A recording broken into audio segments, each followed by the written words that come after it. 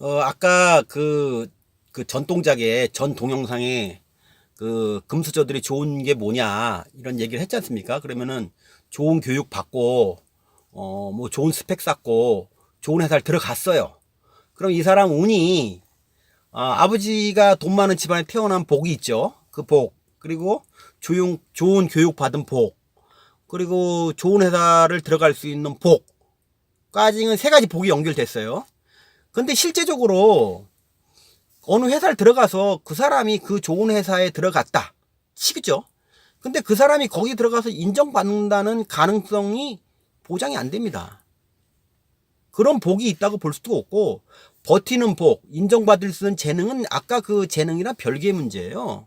일단 어느 조직에 들어가잖아요. 스펙을 중요하게 생각하는 어느 회사 들어가면 일단은 자기가 갖고 있는 모든 스펙은 다 제로라고 보시면 돼요.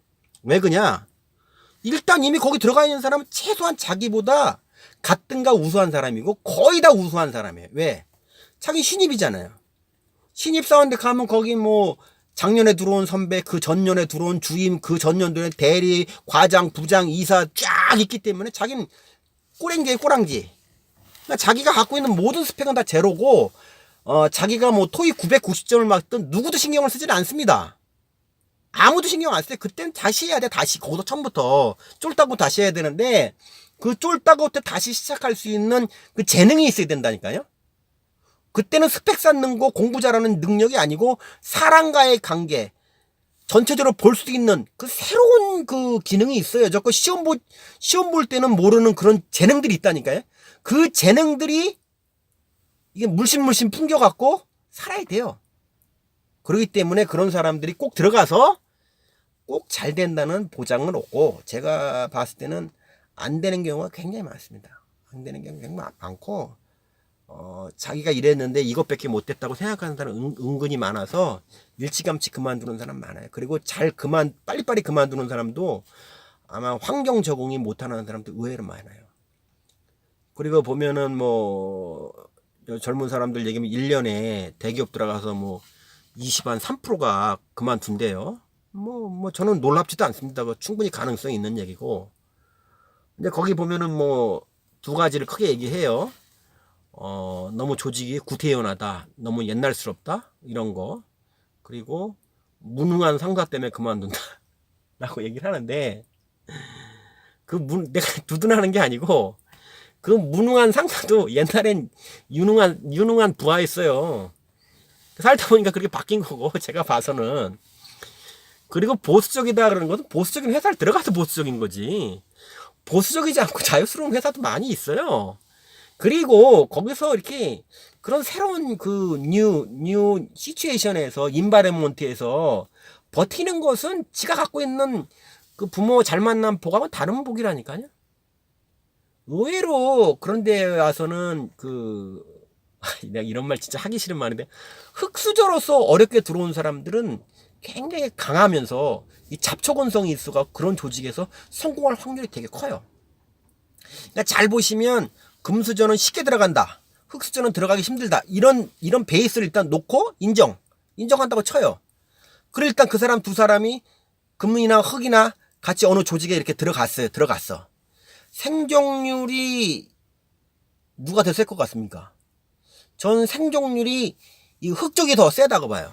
왜냐면 잡초 근성이 있어갖고 이 밟아도 잘 안 죽습니다. 잡초는 밟아도 안 죽어요. 꽃은 꺾으면 그냥 죽지만, 이게 이 잡초는 밟으면 발수록 강해져요. 스트롱해진다고.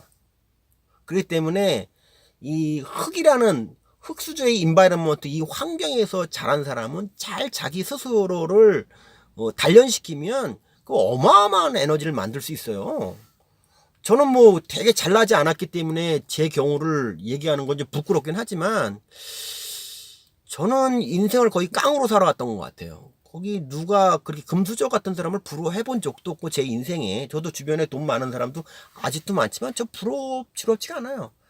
가끔 부러울 수 있겠지만 그걸 뭐 반나절이나 한나절 뭐 하루 뭐 부러울 수 있죠, 사람이니까. 근데 그걸 뭐 몹시 부럽고 그걸 뭐 비난하고 싶다든가 그런 생각은 없어요. 대신 저는 그 환경에서 버텨보자. 네가 이기나 내가 이기나 보자. 여기서 니라는 것은 운명을 얘기하는 거. 운명. 나한테 준 운명이 이건냐, 날 이렇게 피곤하는 게 운명이 그러냐, 그걸 만나서 그냥 딱 잡고 맞짱 뜨는 거죠. 뭐 지가 죽든가 내가 죽든가. 운명이 죽나 내가 죽느냐, 한번 죽게 살게 살아봅니까. 그러다 보니까 지금까지 이렇게 돼요. 저는 뭐 아까 큰 얘기할 때, 어린 시절 얘기할 때, 저는 아주 그 수십 년 동안 유지했던 꿈이 있었습니다. 초등학교 2학년 때 강렬한 꿈이죠. 뭐가 되겠다는 꿈을 꿔본 적이 없어요. 저는 집 나오는 게 꿈이었어요. 왜냐면 매일 이렇게 허구한 날 부부싸움에 막 숟가락 날아다니고 뭐 부서지고 깨지고 잠 못 자고 울고 불고 이런 데 한번 살아보신 분은 어떤지 모르겠지만 집 나가는 게 최고 소원이에요. 전 초등학교 2학년 때 집 나오는 게 소원이었어요. 그래갖고 어쨌든 그런 식으로 그런 소원을 갖고 살아가고 있는데도, 그때 그럴 때도 저는 이게 되게 뭐 불평을 안 했던 것 같아요. 그냥 뭐 그래, 어렸을 때부터도 한번 버텨내보자, 이게 살았던 것 같으니까. 하여튼 뭐 금수저 흑수저를 하면서 자기 신세를 너무 한탄하는 거는 좀 아니지 않냐, 이런 생각을 하고요. 금수저라고 해서 꼭 즐거움이 다 있지 않다는 것은 명확하게 아셔야 돼요. 돈이 많다고 이상이 뭐 이런 일 많이 하잖아요. 돈이 많으면 행복하겠다고. 안 그래요. 그렇게 안 그렇다니까. 저는 그 돈 많이 있는 사람 많이 봤어요. 이런 것은 진리니까 이건 마음속에 뼈에다 새겨놔야 돼. 모든 사람은 고통이 있고 모든 사람은 고난이 있다. 그리고 인생은 고해다. 인생은 괴로움 천지예요. 부자라고 괴로움이 없는 게 아니라니까. 괴로움이 있어요. 그 사람만의 괴로움이 있다니까. 내가 갖고 있는 괴로움이, 나 돈 없어, 사고 싶은 것도 못 사, 가고 싶은 것도 못 사, 공부하고 싶어도 못 사, 이런 고민이 있듯이 그 사람들은 그 사람의 고민이 있어요. 어떤 고민인지 알고 싶으세요? 일단 아이 참 젊은 사람들이 이런 얘기하는 거 보면 참 나는 진짜 한숨이 나와. 왜 그런 생각들을 할까? 도대체 그 젊은이로서의 그 파워풀한 엔진은 어디 갔나, 이런 생각을 하는데 흉보는 건 아닙니다. 사회가 너무 힘들기 때문에 그런 생각을 하고 있다고 생각을 해요. 돈도 있는 사람들은 기본적으로 고민이 많아요. 돈 많은 사람들은 이걸 온전하게 자기 후손들한테 넘겨주고 싶은 욕심이 크죠. 그건 인간의 본능이기 때문에 상관이 없는데, 문제는 여러 가지 악조건들이 많습니다. 보면은 저는 부자도 아니지만 일단 그 사람들이 상속세 내는 게 꽤 많이 냅니다. 한 100억 가진 사람들은 걱정이 많아요. 한 70억부터는 제가 봐도 걱정이 많을 것 같은데. 왜냐하면 대한민국 상속법이나 증여세법이 세율이 10%, 20%, 30%, 40%, 50% 이렇게 5단계 돼 있어요. 5단계. 일단 길게는 설명을 안 드리고요.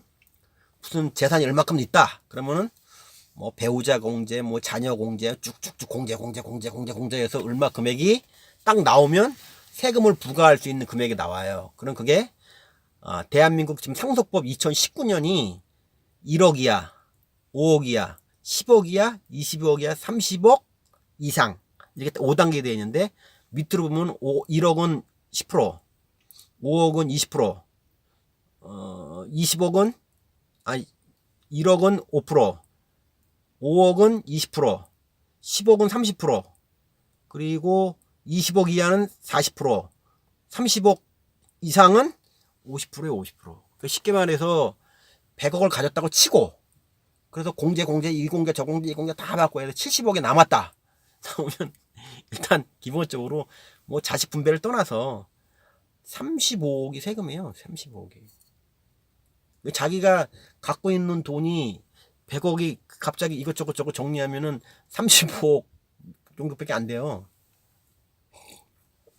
그런 걱정도 많아요. 그러면 그거를 어떻게 이렇게 밑으로 온전하게 이동을 시킬까, 그런 고민도 굉장히 많이 있습니다.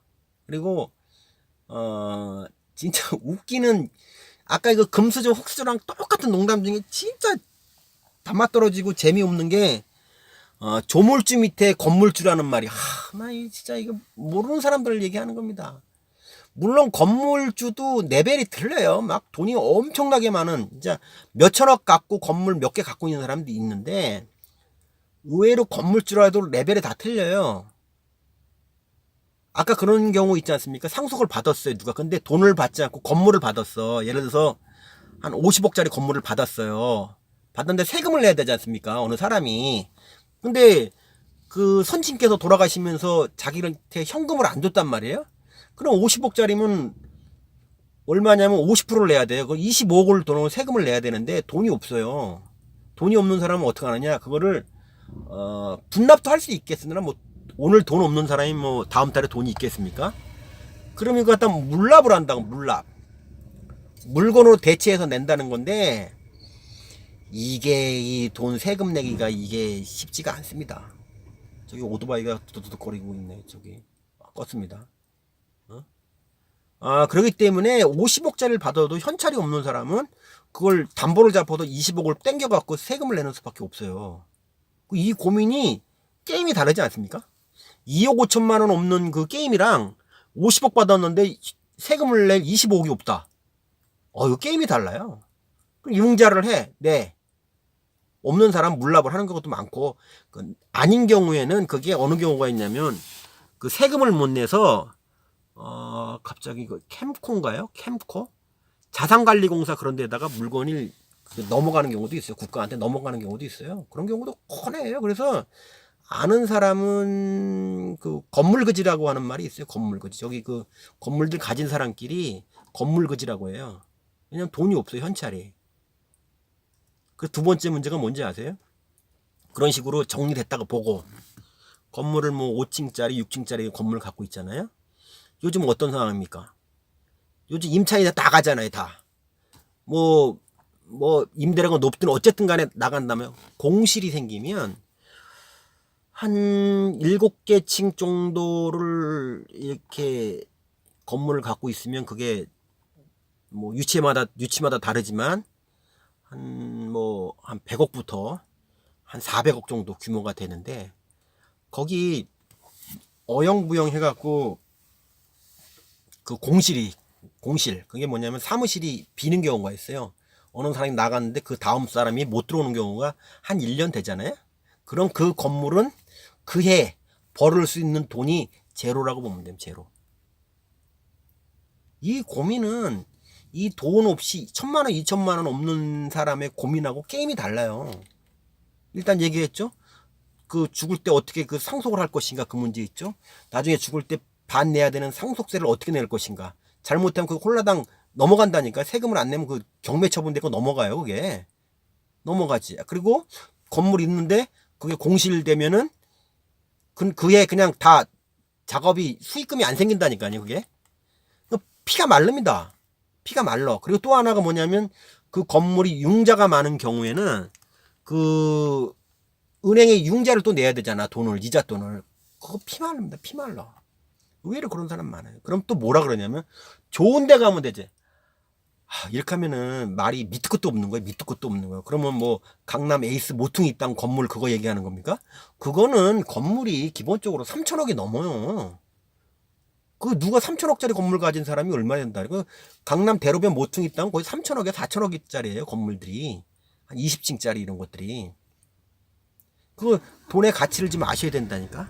그러니까 이런 얘기를 왜 하냐면 내가 1,000만 원 갖고 고민하고 있을 때 잘 나가는 사람 말고 건물도 갖고 돈도 많은 사람은 10억 20억 갖고 고민하고 있다는 걸 아셔야 되고 잘못하면 건물 뺏기겠다라는 생각도 하고 있는 사람도 있다. 그러니 각자가 갖고 있는 고민은 다 개별적이고 다 무게가 같다. 이런 말을 그냥 하려고 제가 말씀드린 겁니다. 그리고 이렇게 하죠. 뭐 제가 하다 보니까 말이 좀 길어지고 했는데 상황이 이게 불리하고 힘든 거는 알아요. 알긴 알지만 그때 우리는 어떤 생각을 해야 되느냐. 일단 그 사람은 그 사람이라고 생각하는 거예요. 그 사람 인생이다. 나는 내 인생이다. 라고 일단 딱 접어두세요. 이게 뭐 이치인데 그거 갖다가 자꾸 부러워한다고 되는 일이 아니지 않습니까? 안 되면 욕은 하세요. 뭐 사회적 구조가 어떠니 무슨 불공평하니 이런 욕을 하시라고. 욕은 하긴 하되 자기 일은 하면서 해야 된다 이런 생각을 해요. 그리고 깡으로 얘기 들어가면 내가 지금 흑수저면 자기 결혼할 거 아닙니까? 결혼하면 자기 자식은 최소한 은수저는 해주겠다는 뭐 이런 각오로 한번 살아보면 어떨까 싶은 생각이 듭니다. 저는 이게 훨씬 더 이게 타령하는 것보다 훨씬 낫지 않냐. 전 이렇게 생각을 하고 있습니다. 저기 밖에 오토바이가 달달달달 거리고 있어갖고 잠깐 끊었다가 3탄을 다시 하도록 하겠습니다.